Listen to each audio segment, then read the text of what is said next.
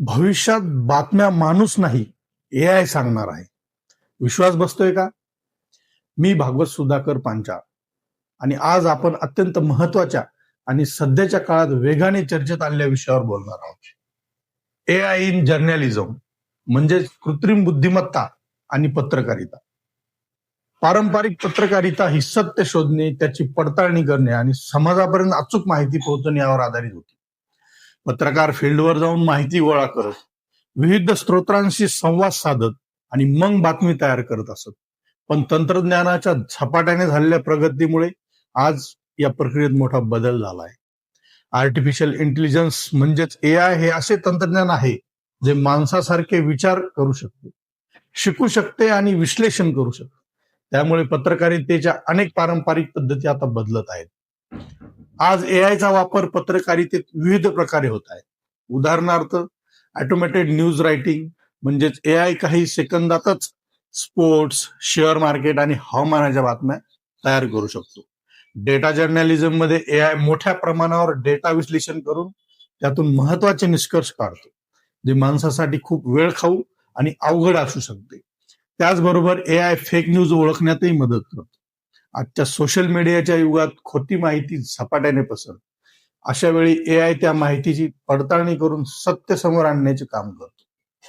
इतकेच नाही तर एआयच्या मदतीने व्हिडिओ अँकर्स, व्हॉइस ओव्हर आणि अगदी संपूर्ण न्यूज प्रेझेंटेशन तयार करता येते. एआयमुळे पत्रकारितेला अनेक फायदे झाले आहेत. सर्वात मोठा फायदा म्हणजे वेग. बातम्या आता काही सेकंदात तयार होऊ शकतात. दुसरा फायदा म्हणजे अचूकता. डेटा आधारित रिपोर्टिंगमुळे चुका कमी होतात. एआय मोठ्या प्रमाणावर माहिती हाताळू शकतो, त्यामुळे तपास पत्रकारितेतही त्याचा उपयोग होतो. तसेच कमी मनुष्यबळात अधिक काम करणे शक्य होते, ज्यामुळे खर्च कमी होतो. या सगळ्या गोष्टीमुळे मीडिया इंडस्ट्री अधिक कार्यक्षम आणि वेगवान बनली आहे.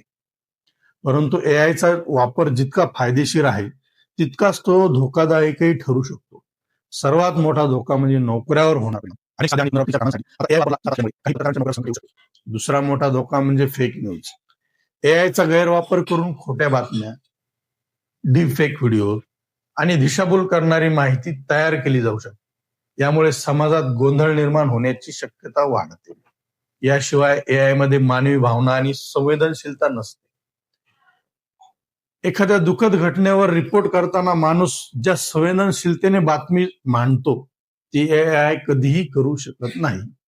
तसेच एआय ज्या डेटावर आधारित असतो त्या डेटामध्ये जर पक्षपात असेल तर त्याचा परिणाम रिपोर्टिंग वरही होतो.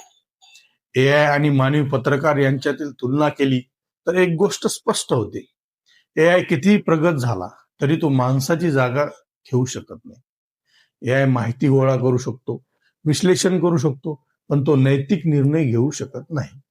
तो घटनास्थळी जाऊन वास्तव आणि अनुभव घेऊ शकत नाही, लोकांच्या भावना समजू शकत नाही. त्यामुळे एआय भविष्यात पत्रकारितेत एआय आणि माणूस यांचे संयोजन सर्वात प्रभावी ठरेल. एआय वेगाने डेटा देईल तर माणूस मूल्य, संवेदनशीलता आणि सत्याची जबाबदारी सांभाळेल. भविष्यातील पत्रकारिता अधिक तंत्रज्ञान आधारित असेल हे निश्चित आहे.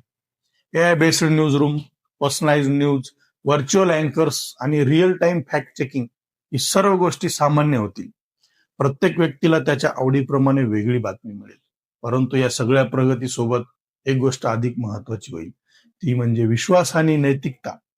कारण शेवटी लोकांना सत्य हवे असते आणि ते टिकवण्याची जबाबदारी माणसाचीच आहे. शेवटी निष्कर्ष असा की एआय हा पत्रकारितेतील शत्रू नाही तर एक शक्तिशाली साधन आहे. त्याचा योग्य वापर केला तर पत्रकारिता अधिक प्रभावी, वेगवान आणि पारदर्शक होऊ शकते. पण चुकीच्या वापरामुळे समाजात भ्रम आणि अविश्वास होऊ शकतो. त्यामुळे आपण एआयला स्वीकारताना त्या जबाबदारीने आणि नैतिकतेने वापर करणे आवश्यक आहे. आणि म्हणूनच मी माझी बोलणे या एका वाक्याने संपवेन. भविष्य एआयचे असले तरी पत्रकारितेचे हृदय नेहमी माणसाचेच राहील.